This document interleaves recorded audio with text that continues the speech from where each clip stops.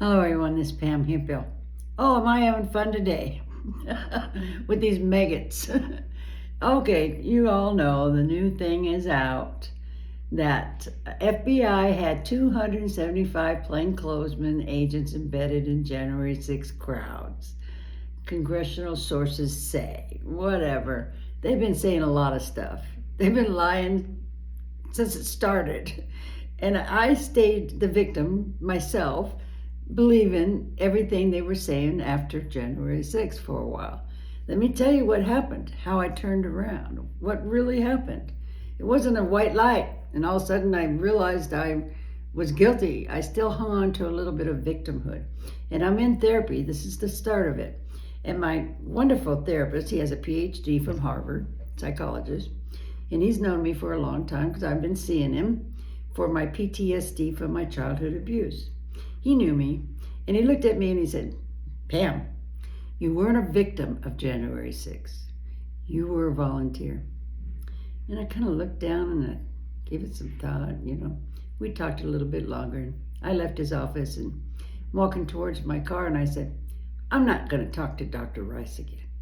He doesn't understand. That night, I gave it some thought, got honest with myself, and I said, he's right. I was not a victim of January 6th. There was no setup. I broke the law. And this is the problem. I don't care if there was 1,000 FBI agents there. It doesn't excuse the J6 criminals' behavior or what they did, breaking windows, yelling, killed Mike Pence. How does that, they forced those people to break the window? The FBI said, yeah, let's rush in. They whispered in their ear. We know how crazy this sounds. We all know, because we're not delusional. We're not trying to cover up our own crimes. We're not trying to push the blame on anybody. We're not. I'm sure there's others out there like me, but they're too afraid to speak out. That's all, and I'm not. I spent 2 months in prison. It was like 2 years for me. I'd never been to jail in my life. I paid a heavy price for it, listening to MAGA and Donald Trump with all his lies. And I haven't forgotten it. So my duty as an American, if I really love this country and want to help democracy be saved, I have to keep speaking out. You just don't say you're sorry for being there on January 6th. You've got to be honest with yourself. And when you make an amends, it's more than just saying you're sorry. So that's why I continue. I continue to send my message out there that January 6th was an insurrection. I was there. I watched you. I watched you push those barriers first and try to knock down officers. I was one that you pushed onto an officer, which I was smart. I backed up real quick and I didn't let myself land on him because it could hurt him. And then you stepped on my head, pulled out my shoulder, broke my glasses, cut my knee. I wasn't breathing. It was you, the crowd, the J6 criminals that stepped on an older woman. I was there watching you pepper spray and trying to get into the door. So don't try to gaslight me. You're full of shit and you know it. You need to own up to and take responsibility for what you did that day and stop blaming. This all has to do with Trump. Trump is trying to cover up what he did on January 6th. He's using the J6 narrative, what the J6ers are doing. Because let me tell you, these J6ers, you just proved me wrong. They all have a gift, send and go. They're all making money. Can you imagine if I had stayed with MAGA, how rich and famous I would be? Do you know media in America very rarely puts me up on their shows? Very rare. Have you seen me on any media or any well-known podcasters' media? Do they even try to talk to me? Do they want to hear my side of the story? No. And you know that smear campaign, those people that have been telling you about me? Well, I'm talking to one of the people that kind of got convinced that maybe he should not talk to me. And he's very well known and has written many books. That they have been doing a video about him. He didn't know that. They're backstabbers. They've been using you, trying to convince you not to platform me. That's been the smear campaign, lying about me. telling you half truths, not giving you the whole story.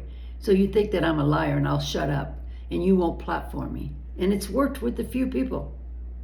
Dream for America heard about some lies about me and canceled my video that I was going to share with them, sharing about my story.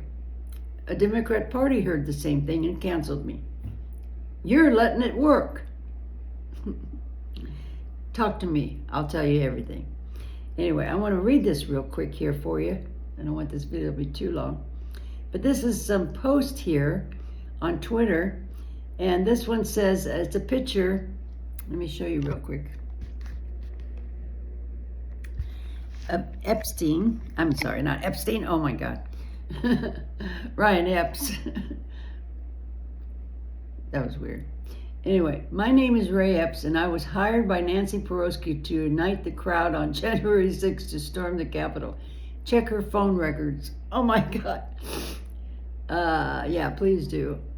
I had 28 agents disguised as Trump supporters. Help me. There's a video proving people in black putting on Trump clothes. So it looks like Antifa, right? They were MAGA. They were doing that on purpose. It's a lot of things you don't know. Even with the Summer of Love and, not summer, the Black Lives Matter, there was a man called the Umbrella Man. They caught him, he was MAGA, trying to burn up a building. You don't know everything. You haven't done the research. You're just listening to everybody else. You don't do any research. There's so many things I could share with you that could be debunked. But I want to go back for a minute because I don't want to forget what I was going to share. Oh, the moment of my awakening is when I did have a J6 space just for MAGA and the J6 defendants at the time. And I discovered that Ryan Samsel had shared a story with Gateway Pundit that his whole eye had been taken out. He lost his whole eye. He'd been beaten up by the guards. And come to find out that wasn't true. I researched and I had the right resource, reliable resource, to give me the correct information. And I'll share that with you some other time. But what had happened, he'd called the inmates the N-word and he got beat up, but he did not lose his whole eye. And then I looked at his gift send and go, and it went up to over $40,000 that one day. And this is what they've been doing. They've been lying about everything, and they get a lot of money. And they're hanging on to that, boy. So this guy says here about this article that's going out that they're claiming that all these FBI agents were there. Let's see, this one says, another conspiracy theory has been proven true. BS. MAGA will focus on any skinny object to try to forget they are all helping in the cover-up of the Epstein clients. Effing pathetic. Just like every other conspiracy theory that we were right on, we actually need new ones now. This one says, me too, it was actually a really, really huge deal for me during the time period. Let's see. What's this one say? You're really a paid right-wing propagandist, aren't you? You effing idiots will believe anything. What is this other one? Let's see what else they're saying here. 275 agents. That was fully planned. Who was behind this? Oh my God. Don't you get it? If I don't care, like I said, 1,000 FBI agents.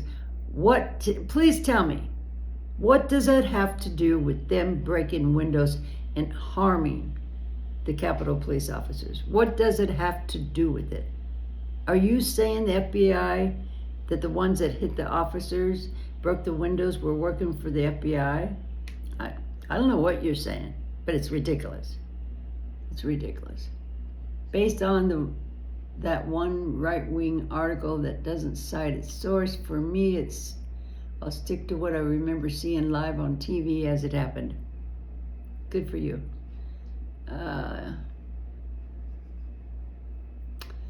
Oh yeah, all the conspiracy theories except the ones that implicate Trump. How convenient. Check out the work of Stephen Baker regarding J6 and Oath Keeper trials. That's a lie too. That man, do not pay attention to him and block him. Stephen Baker is a liar. They're all liars. Kelly, I can't think of her last name right now, but all these books they've written about January 6th could be debunked easily without a problem. See, when I started my J6 gaslighting space, I had the sedition hunters in there and real experienced professional researchers that were able to debunk everything they were saying. And I kept a lot of the receipts they gave me and videos that they even put me next to Epps on a fake video. I wasn't there. I called my lawyer. I looked through all my videos. I wasn't there. I didn't see Epps. I would have had no problem at all, because I put up Jacob Chansley, that I was next to him, putting those videos up if I had been next to Epps. But this is what they do. They lie about you and put videos up that are not, fake. Anyway, I gotta go. I've been talking too long. I just want to tell you that I don't care what you're trying to put out there. Evil never wins. It only delays. And going after people right now that were involved on January 6th, as far as the FBI or those that worked on their cases, shame on you. Shame on you. It's going to backfire. Comey, I'm going to be celebrating when you see, and we all see, that the case has been dropped. They don't know what they're doing. Evil can't win. It's just a fact. Fascists in history has never won. Stay the course. Stay strong and push back on their lies. Don't be afraid of them. They gave me the name Pam Tifa. Okay, they gave it to me, and I'll show you the receipt on that. It was about a year ago. I love it, and I'm keeping Pam Tifa. I am against fascists. I will say it out loud. I will say it out loud. I am against fascists. And you can call me Pam Tifa from now on. God bless you.